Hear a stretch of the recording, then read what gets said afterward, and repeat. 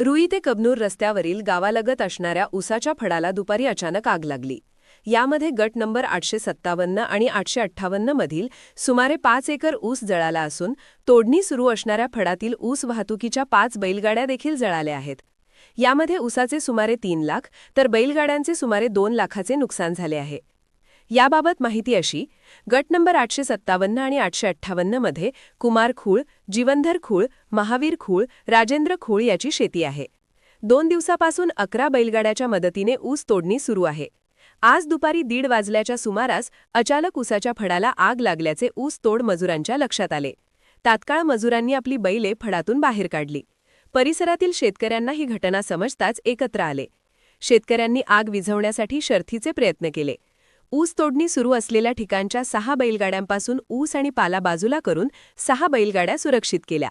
पण बाकीच्या 5 बैलगाड्या मात्र आगीच्या भक्षस्थानी गेल्या. यामध्ये 6 गाडीचे दोन्ही टायर जळत असताना फुटल्या आणि जोरजोराचा आवाज झाला. यामध्ये बैलगाड्यांचे सुमारे 2 लाख रुपयांचे नुकसान झाले, तर ऊसाचे सुमारे 3 लाख रुपयांचे नुकसान झाले आहे. नागरिकांच्या प्रसावघान आणि शर्थीच्या प्रयत्नांमुळे आग आटोक्यात आणण्यास मदत झाली आणि यामध्ये कोणतीही जीवितहानी झाली नाही. घटनेची माहिती समजताच मंडल अधिकारी जानकी मिराशी, तलाठी पूजा सावंत, पोलीस पाटील नितीश तराळ यांनी घटनास्थळी भेट देऊन पाहणी केली.